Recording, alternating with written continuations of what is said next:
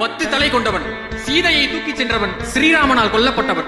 3 வரிகளுக்குள் என் வரலாற்றை முடித்து காட்டுபவர்களே ராவணன், ராவணேஸ்வரன் பேசுகிறேன். என் உயரத்தை சொல்வதற்கு ராவண காவியம் எதற்கு? கம்பனில் என்று பேசி காட்டுகிறேன். ராமன் ஆண்டால் என்ன, ராவணன் ஆண்டால் என்னவா? ராவண ராஜ்யம் தெரியுமா? என் கோட்டை சுவற்றை தாண்டுவதற்கு வெளிச்சம் காற்று என் காலன் கூட நடுங்குவான். சொன்னது நான் கிடையாது, எதிராளி அனுமன். என்னுடைய நகரத்தை சுத்தம் செய்வது நான் வென்றெடுத்த தேவாதி தேவர்கள். ஆனால் பாவம் என்னுடைய மக்கள், அவர்களுக்கு கொண்டாட்டம் என்றால் தெரியாது. காரணம், உலகத்தில் கவலை என்று ஒன்று இருப்பது தெரிந்தால் தானே கொண்டாட்டத்தை உணர முடியும். இசையையும் பாடலையும் மட்டுமே கேட்டு கேட்டு பழகிய காது என் மக்களுடைய காது. ஒரு நாளும் அழுகையும் புலம்பலும் அவர்களுக்கு என்னவென்றே தெரியாது. ஒரு நாள் தெரிய வந்தது.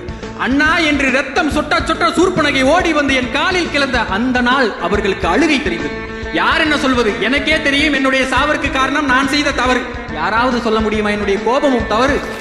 வரலாறு முழுக்க வீழ்த்தப்பட்டால் அவன் வீரன் கிடையாது, அப்படித்தானே? இனி 3 உலகத்திலும் என்னால் வெல்லப்படுவதற்கு எவனுமே கிடையாது என்று 20 கைகளையும் சும்மா வைத்திருப்பது எப்பேற்பட்ட கொடுமை. பாவம், யானைகளோடு சண்டை போட்டுக் கொண்டிருந்தேன். சிவபக்தன் நான். கைலாயத்தை தூக்கி பார்த்தால் என்ன என்று தூக்கி பார்த்து தோல்வி அடைந்தேன். நான் தோற்று போனேன். ஆனால் ஒருபோதும் அது என்னுடைய சிறுமையில் சேர்க்க சொன்னது கிடையாது.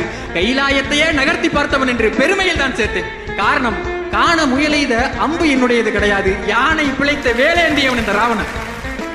நண்பர்களே, ஒட்டுமொத்த காப்பியமும் ராவணனை அரக்கனாக பார்த்தது, ஆனால் ராமனை நாயகனாக பார்த்தது, கடவுளாக பார்த்தது.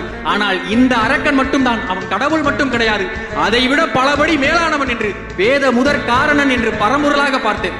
அப்படிப்பட்ட ராமன் வேதம் உள்ள வரைக்கும் இந்த உலகத்தில் பேசப்படுவான் என்றால், எதிர்த்து நின்று செத்து போன இந்த ராவணனும் உள்ள வரைக்கும் பேசப்பட்டுதான் கொண்டிருப்பான். ஒரு முறை சுற்றி பாருங்கள்.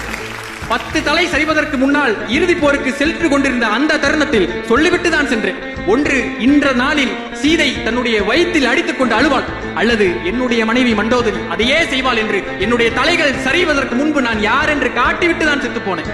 நான் வாழ்ந்த பொழுது என்னுடைய முகம் எத்தனை மடங்கு பிரகாசமாக இருந்ததோ, செத்து தரையில் கிடந்த போது அதை விட 3 மடங்கு பிரகாசமாக இருந்தது.